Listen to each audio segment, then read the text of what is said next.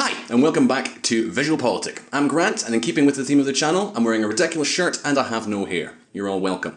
This video is brought to you by NewsVoice.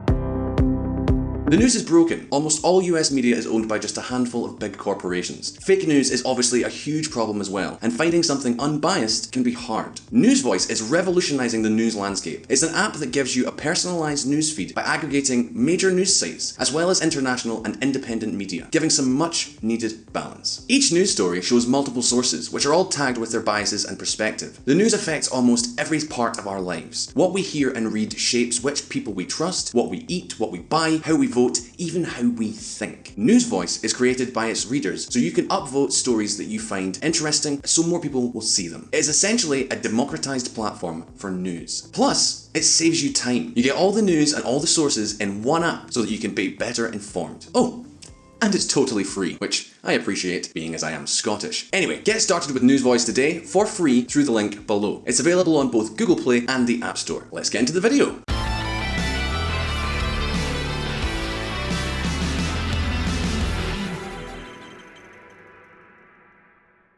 When communism reached Mother Russia, one of the main superpowers of the 20th century suddenly emerged: the Soviet Union. 7 decades of existence summarized into a single-party policy, 5-year economic plans, the victory against Nazi Germany, the Cold War against capitalism, and of course, some events from the 1980s that they'd rather forget: Afghanistan, Chernobyl, and the fall of the Berlin Wall. All came to be symbols of its final collapse. Luckily, we're talking about Russia. Vodka is plentiful, it does help you forget. Mr. Gorbachev, tear down this wall. However, from the rubble of the USSR, the Union of Soviet Socialist Republics, emerged 15 independent republics. 15 republics that Soviet propaganda presented as the 20th century's modern family, but with less comedy and more hammer and sickle action. In the end, these republics would end up having more quarrels and depths between them than the families in Game of Thrones. And now, here comes Vladimir Putin, who's been vindicating Russia's leadership in the post-Soviet space with an organisation to rival the European Union. This organisation has a name: the Eurasian Economic Union. And the first thing you'll want to know is, who belongs to this organisation? Is it all the countries of the former Soviet Union? Well, sadly for Putin, нет, no. But this doesn't mean that he anticipates anything less than the reconstruction of the Soviet Union. Ну почему социализм в полном объеме? Это мое личное мнение. Но маловероятно, просто маловероятно. Страна другая стала. Значит, это только через очень тяжелые внутренние конфликты возможно. Нам нужны эти конфликты. The Soviet Union disappeared around Christmas 1991, just 2 years after I was born. You're welcome. But here's a question. Didn't your family ever argue at Christmas parties? Of course they did. Mine definitely did. Whiskey will do that. Well, the Kremlin's case is quite similar. Family is still family. Russia has tried to be more Mother Russia than ever and has gathered 4 other former Soviet republics to form the Eurasian Economic Union: Kazakhstan, Belarus, Kyrgyzstan, and Armenia. But what about the remaining republics? Well, they're a mixed bag. First of all, we have Lithuania, Latvia, and Estonia. These 3 Baltic republics are like those relatives who migrated, made some money, did quite well, and well, now they don't want to know anything about their previous life. Then there are the 3 countries that comprise the so-called Eastern Association of the European Union: Ukraine, Georgia, and Moldova. 3 countries that have free trade agreements with the European bloc and that dream, or well, they used to dream, of being able to become full members of the EU someday. In that same club, we can find Azerbaijan, one of Europe's most important energy partners, which, as we told you recently here on VisualPolitik, is stuck in a kind of permanent conflict or war against Armenia. Well, the fact is that these 4 countries would love to follow the Baltic Republic's example, but Europe, well, it just turns a deaf ear. Lastly, we have the rest of the Central Asian countries. Turkmenistan is the crazy member of the family, and as we saw in this video, lives practically under total international isolation.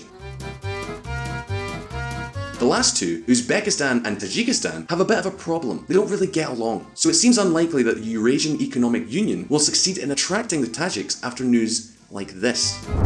Uzbekistan to become observer in Russia-led Eurasian Economic Union. The point is that, as an observer, or a kind of partner country that aims to cooperate with the alliance, Uzbekistan sides with Moldova, which has grown tired of waiting for Brussels and is again looking at Moscow to see what they could bring to the table. But at this point, the question is, what exactly does the Eurasian Economic Union consist of? To what extent is Russia pulling the strings? And even more importantly, can this community ever become something similar to the European Union? Today on VisualPolitik, we are going to answer all these questions. But first, here's a bit of history.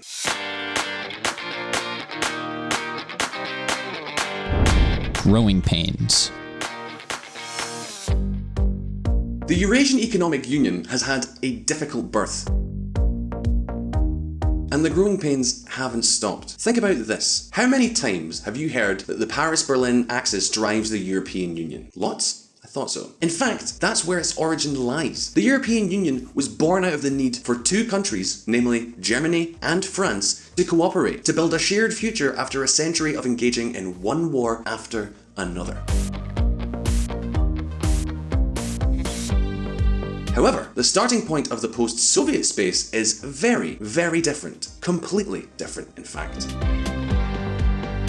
3/4 of the territory of the former USSR make up the current Russian Federation, and Russia alone has more inhabitants than the other 14 republics put together. Obviously, we can see how any organisation assembled from these would dance to Moscow's beat.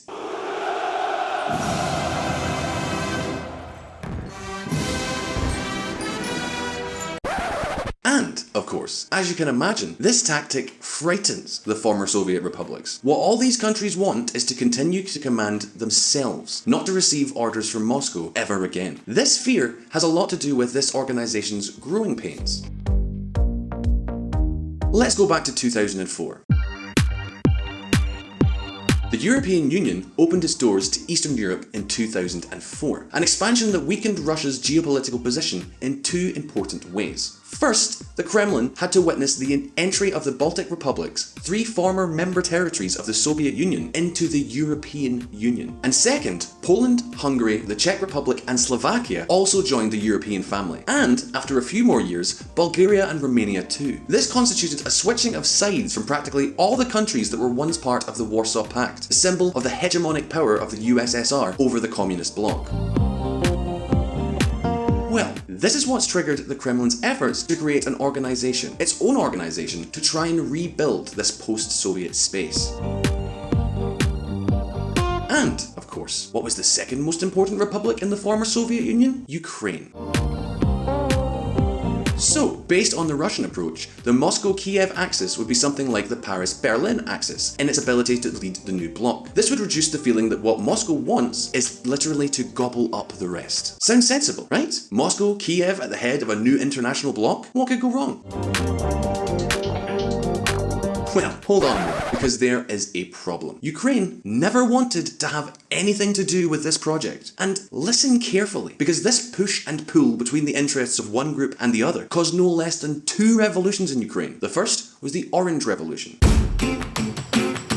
You see, Ukraine's 2004 presidential election pitted Prime Minister Viktor Yanukovych from Ukraine's eastern regions and clearly pro-Russian against the pro-European opponent Viktor Yushchenko, who was in favour of Ukraine joining NATO. At first, Yanukovych won, but the opposition immediately denounced as electoral fraud, triggering the strong popular protest that led to the Orange Revolution. In the end, the judiciary ordered new elections to be held and Yushchenko prevailed. However, we've already mentioned that things on this side of the world are almost as hectic as in Game of Thrones, just with fewer dragons and more bears. The coalition that supported Yushchenko quickly collapsed, and his government ended up being quite a disappointment, even though this was around the time when Ukraine joined the Eastern Partnership of the European Union. But besides that, well, practically nothing happened. And that's how Yanukovych won the 2010 elections. And the timing was perfect. With a pro-Russian in Kiev, the Kremlin began to pull the strings to promote a regional organisation. First, they launched a customs union between Russia, Kazakhstan and Belarus. a union which Ukraine would soon join according to the Kremlin's plans. But there was a problem. The problem is that things in Ukraine continued to get complicated, and everything worsened when President Yanukovych decided to stop negotiating with the European Union to reach an association and free trade agreement, and thus leave the way clear to join the bloc that Russia led. That's how the Euromaidan revolution broke out, and you know what happened? Yanukovych fled to Russia. But this time, the Kremlin did not sit still. Вношу в Федеральное собрание и прошу рассмотреть конституционный закон о принятии в состав России двух новых субъектов Федерации – Республики Крым и города Севастополь. You know how things are in eastern Ukraine. There are rebel guerrillas supported by Moscow. And yes, this might have caused Russia's relations with the European Union and the United States to worsen, but at the same time, Putin sent a very powerful message to the other ex-Soviet republics. Either you're with me, or you know what can happen. Just 2 months later, the treaty that created the Eurasian Economic Union was signed. Listen up.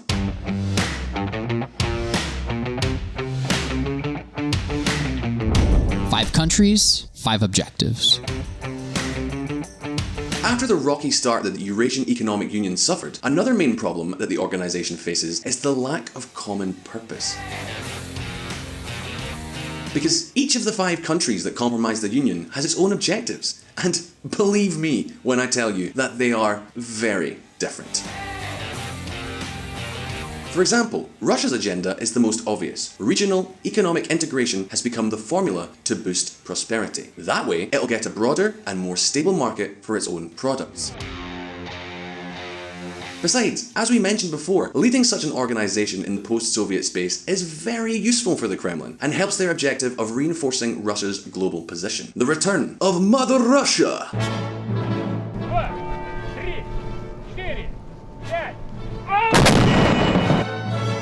None of this entails any kind of revival of the Soviet Union. It would be naive to try to revive or emulate something that has been consigned to history. But these times call for close integration based on new values and a new political and economic foundation. We suggest a powerful, supranational association capable of becoming one of the poles in the modern world and serving as an efficient bridge between Europe and the dynamic Asia-Pacific region. Vladimir Putin in 2011.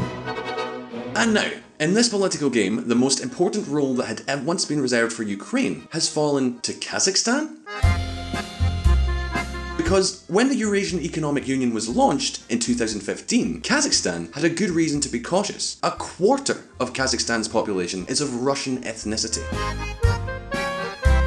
And that means that the pretext Putin used to annex Crimea, you know, the thing about protecting Russian citizens and Russian-speaking people, could also apply there. But just a second, because unlike Ukraine, Kazakhstan also had 2 aces up its sleeve. First, they know that Russia had an urgent need to lead a regional bloc after suffering significant sanctions from the West due to the occupation of Crimea. Secondly, Kazakhstan has alternatives. Thanks to its geographical location, China holds strong investments in the country and is currently its main trading partner.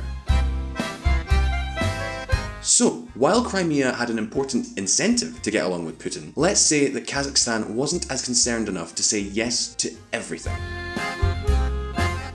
And that changed the whole story.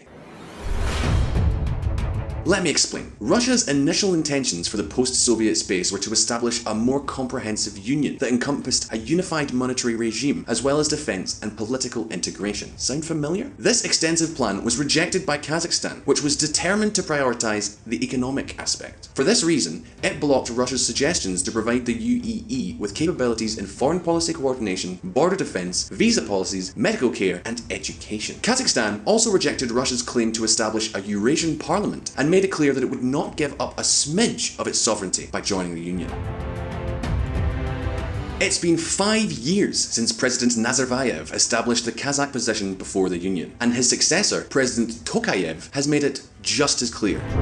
The EAEU is an economic project without a political dimension. It is a partnership of sovereign nations whose focus is on how to improve the environment for businesses and investment and remove barriers to trade both within member countries and from its outside partners. Kassym-Jomart Tokayev, President of Kazakhstan. For their part, Belarus, Kyrgyzstan, and Armenia also have their reasons for joining the Union.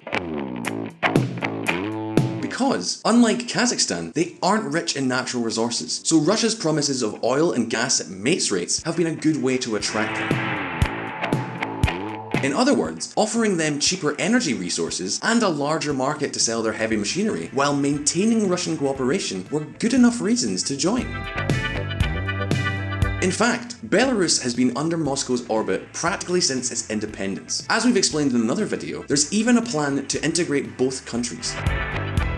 Then, for its part, Kyrgyzstan, whose economy depends on the re-exportation of Chinese products, has already seen from the beginning that the customs union that had been formed was limiting its possibilities. So, they joined the Eurasian Union without much trouble. Of course, Russia already knew how to convince them. Russia to allocate $1.2 billion to help Kyrgyzstan join customs union. And finally, Armenia wanted to strengthen its position in the face of the conflict it maintains with its neighbour, Azerbaijan. Both countries are Russia's military partners, and Armenia tried to tip the balance by strengthening its ties to the Kremlin. Of course, so far, it hasn't really worked. Well, that covers how the Eurasian Economic Union emerged and what motivated the 5 member countries to join. But, having reached this point, many of you may be thinking, okay Grant, okay, but after 5 years of operation, what exactly have they achieved? What future awaits them? Well, listen up. Moscow is still a long way from Brussels. If the Eurasian Economic Union wanted to look anything like the 1991 Soviet Union, it has already succeeded. They work just as inefficiently. After 5 years, the general feeling is that this organisation is far from meeting its expectations. And the question is, why? Well, mostly because it's still nothing more than an organisation made by countries that were already trading with each other. And what's worse, with economies that compete with each other at many production levels. Furthermore, Russia's dominance in this particular union brings an additional problem. If the Russian economy sneezes, the Eurasian Union catches a really, really bad cold. When the original customs union was launched in 2011, the wind was blowing in its favour and the price of oil was high. The Russian and Kazakh economies were growing and Belarus was also benefiting from it. But when the Eurasian Economic Union started operating in 2015, Russia was already in a crisis after a drop in the price of oil and due to the Western sanctions following the annexation of Crimea, a crisis from which it hasn't yet recovered. Since then, the Russian economy still hasn't fully picked up, and the least of its concerns is to fill its markets with the products of its partners from the Eurasian Economic Union. And this has strong consequences for the other members, because trade with Russia represents no less than 96% of all the trade held within the Eurasian Union. Basically, more than a union between countries, it is a union between countries that trade with Russia.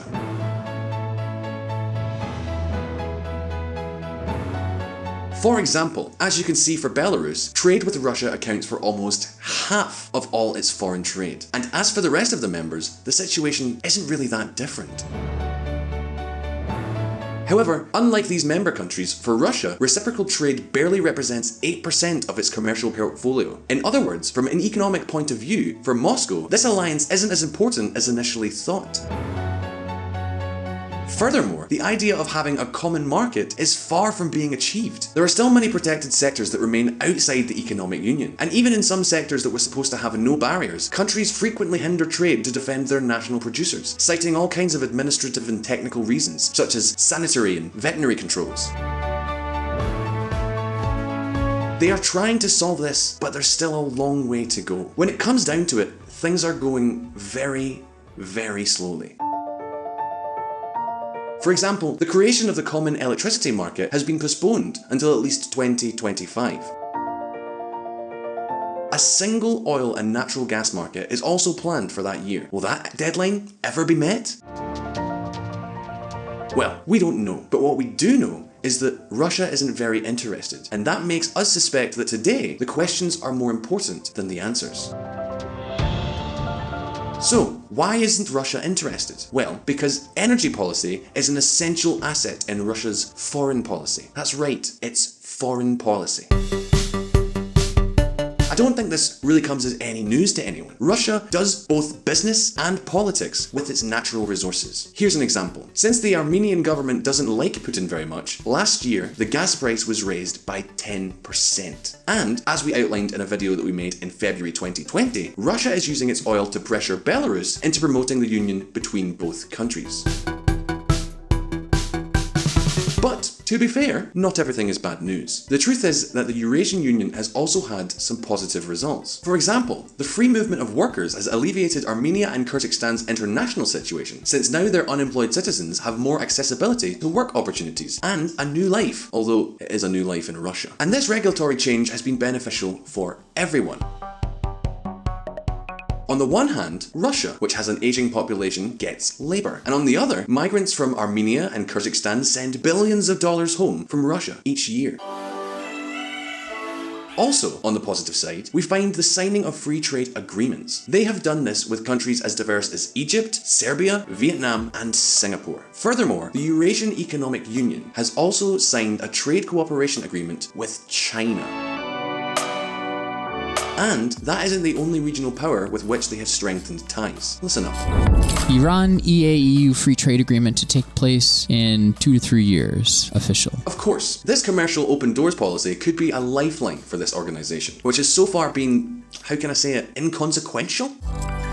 Anyway, having reached this point, the question is, what future do you foresee for the Eurasian Economic Union? Can it consolidate as a union and strengthen the economic and even political integration of its member states? Will it be a tool for progress, or will it simply anchor Russia's power and influence? Leave your answers, as always, in the comments below. We really hope you enjoyed this episode. We hope you like all our videos, in fact. If you do, you can always click down there. You can like and subscribe. Don't forget to check back. You can find our new videos every week. If you click the little bell, you'll get a little notification when they pop up. Also, don't forget to check out our friends at the Reconsider Media podcast. They provided the vocals in this episode that were not my dulcet tones. Finally, this channel is possible because of Patreon and our supporters on that platform. Please consider joining them and supporting our mission of providing independent political coverage. And, as always, I'll see you in the next video. If you want to learn more about politics and world affairs and hear some more of my lovely voice, come check out the Reconsider podcast, where we don't do the thinking for you. Find Reconsider at www.reconsidermedia.com or on Apple or Google Play or your favorite podcatcher.